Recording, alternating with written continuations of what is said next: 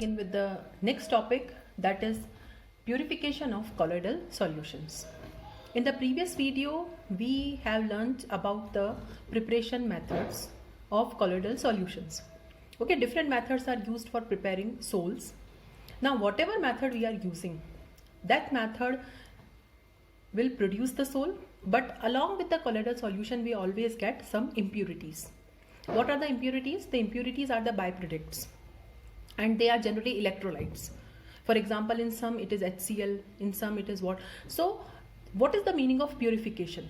Purification means removal of impurities or crystalloids. Crystalloid means ions. Okay, removing impurities, that is ions, from the colloidal solutions. There are different methods for different types of colloidal solutions. So, in this we'll discuss different methods of purification of colloidal solutions. Now, what is dialysis? It is the process of separating the particles of colloids from that of crystalloids. Crystalloid means ions or electrolytes, by diffusion through a suitable membrane. So, we have to select that membrane through which the crystalloids can easily pass, but the colloids do not. Now, what is the principle of dialysis? Because this is an important board question. The principle is that the colloidal particles cannot pass through cellophane or parchment membrane. Okay, now cellophane or parchment membrane have pore size through which ions can move out, but not the colloidal particles. Okay, but crystalloids can pass. So, this is the principle of dialysis. Now, how it is done? So, let's see the experimental setup. Now, this is the experimental setup for the process of dialysis. Now, you can see one container is there. Now, in this container, there is inflow and outflow of water. Water is filled and there is continuous inflow and outflow, means there is regular supply of water. Now, a bag is taken. This bag is made up of cellophane or parchment membrane, and in this bag, we will fill the colloidal solution which we want to purify. Okay. Now, this bag is suspended in the container. Now, what will happen? Since the parchment membrane has the pore size through which the ions can move out, ions or crystalloids. So, what will happen? Slowly, the ions will come out of the bag and they will move into this water. Since there is regular supply of water, so as soon as the ion comes out, it is carried away by the water. This process is known as dialysis, and now the bag is having only the colloidal particles. Now, these particles are again mixed in the dispersion medium to get the pure sol. This process is dialysis. The speed of dialysis is very slow because ions will not move out readily. Okay, slowly they will come out. So, what we prefer nowadays, we prefer electrodialysis.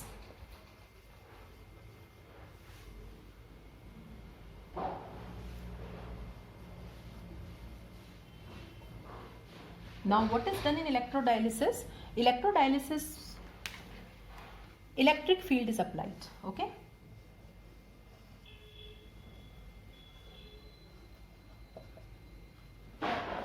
Okay. So, electric current is passed. So, what will happen because of this? The ions will move out readily.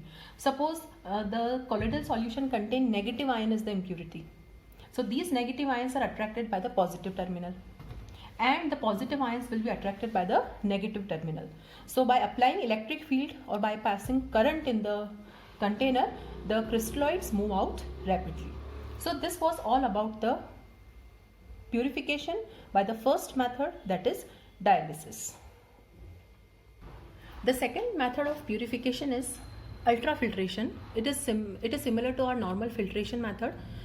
In lab, we use ordinary filter papers to separate precipitate. Since the precipitate particles are larger in size, they cannot pass through ordinary filter papers. But what happens? The colloidal particles are smaller as compared to precipitate particles. So, they easily move out through ordinary filter papers. So, what we do for removing impurities from the colloidal solution, they are passed through suitable filter papers which are known as ultra filter papers. Special type of filter papers are there which are known as ultra filter papers. What is the difference between ordinary filter paper and ultra filter paper? In ordinary filter paper, the pore size is large, but in ultra filter paper, the pore size is reduced. So, how to get these ultra filter papers?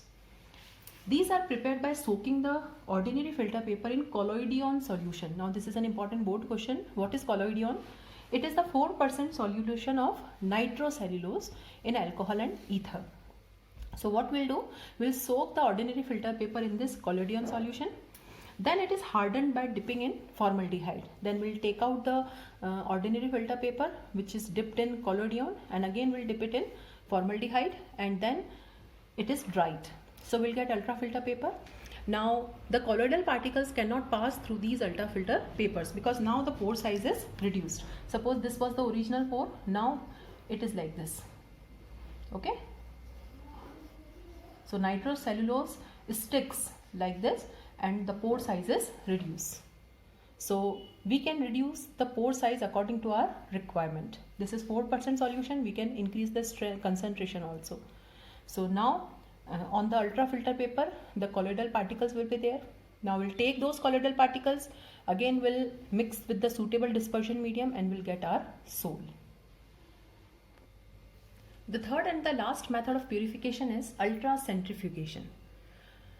In this method, the colloidal solution is taken in a tube and this tube is placed in centrifuge. Now centrifuge is a machine. Generally it is used in laboratory in the salt analysis purpose. So this machine rotates at high speed. So what will happen? The tube will be rotated at high speed. Now because the tube is rotating at high speed, the colloidal particles are heavy as compared to ions. So they will settle down under the influence of gravity.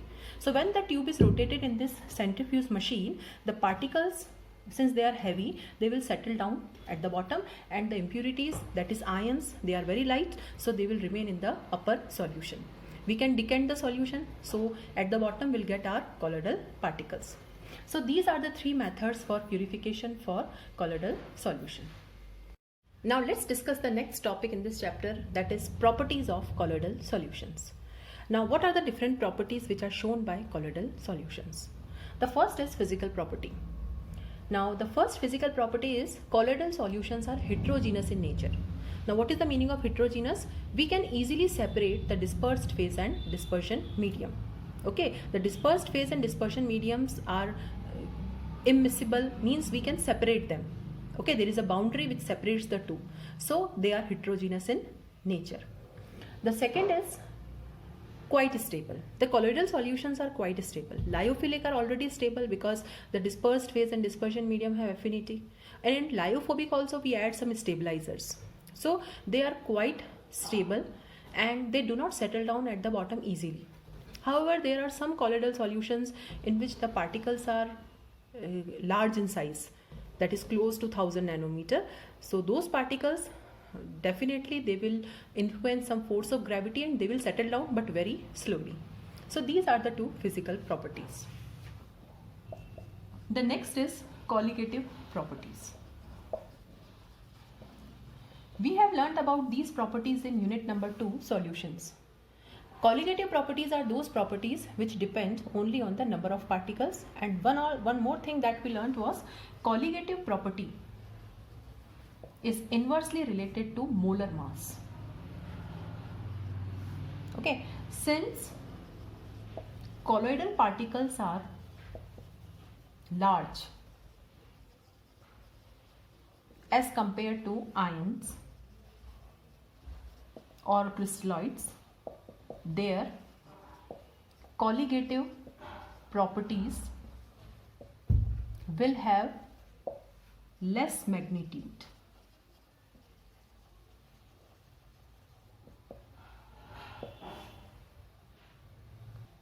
That is negligible. Okay, so it is not possible to measure the colligative properties for the colloidal solution. Now what are the 4 colligative properties?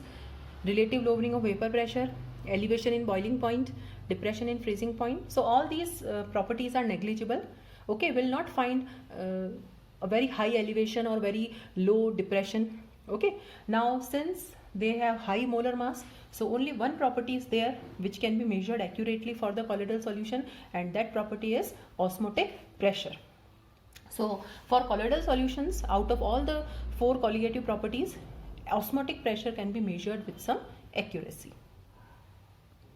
Now let's move to the next property, that is mechanical property. Mechanical property means related to motion. Okay, and in this we have Brownian moment. Now this is a very important board question. What is the meaning of Brownian moment?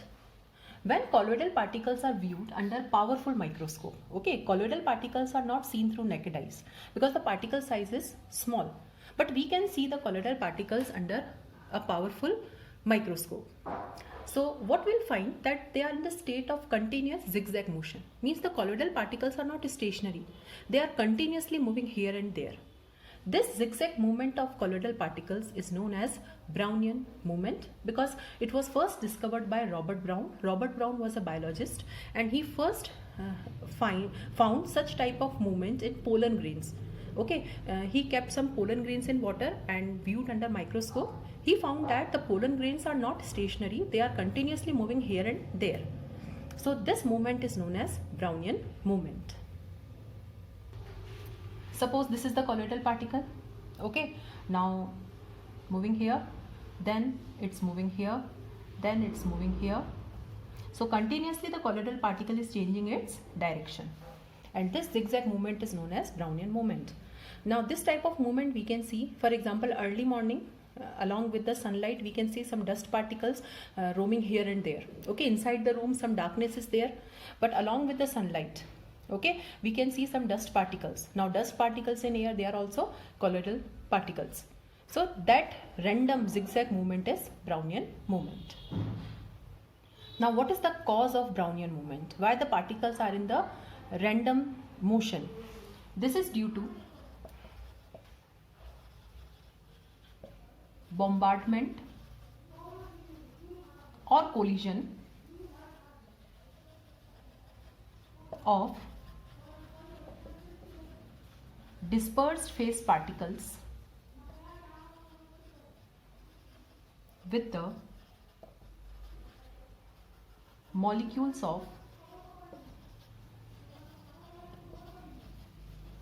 dispersion medium. Okay, now dispersion medium molecules are very large in size. Suppose this is the colloidal particle. Now this is the molecule. Okay, so this is dispersion medium and this is dispersed phase. Now when this dispersed phase strikes this particle, definitely the smaller particle will change its direction, so it will come here. Again some molecule is there, so again it will strike and it will come here. Since the colloidal particles are rapidly colliding with the molecules of medium, they are continuously changing their direction. And this Brownian movement is responsible for the stability of soul also, because the particles are in the state of continuous motion. Okay, they will not settle down easily. Now the next property is optical property, and in optical property we have an important effect, that is Tyndall effect. Okay, based on the name of the scientist Tyndall. Now what is Tyndall effect? When light is passed through a colloidal solution, the path of light is visible. Now how it is done? So this is the experimental setup. Now this is the light source. Okay, now this experimental setup is kept in a dark room. Okay, complete darkness must be there in the room. Now this is the light source. Okay, now light is first passed through a true solution. Now this container is having a true solution, and the next container is having a colloidal solution, and this is the observer. Means we are observing at the right angle. We are observing at right angle to the direction of light. Since light is coming from this direction, so this is the right angle, or this can be the right 90-degree angle. So what you will find that in true solution nothing is clear. Okay, complete darkness is there, but in the colloidal solution or in the container which is having colloidal solution, you can find some, you can see that the path of light is visible. Okay, so this entire path is illuminated. So here darkness is there, here darkness is there, but this much portion is illuminated. So this phenomenon in which the path of light is visible is known as Tyndall effect, and this illuminated path is known as Tyndall cone. Now what is the cause of Tyndall effect? It is due to scattering of light by the colloidal particles. The colloidal particles are bigger in size. So what the colloidal particles do? They scatter the light. Okay. So light is scattered in all the directions. So this is the light, suppose it is coming. So light is scattered. Since the scattering is maximum when the angle is 90-degree. Okay, that's why the observer is here. Now there are two important things. Tyndall effect can be observed due to scattering of dust particles when sunlight enters the dark room through a slit.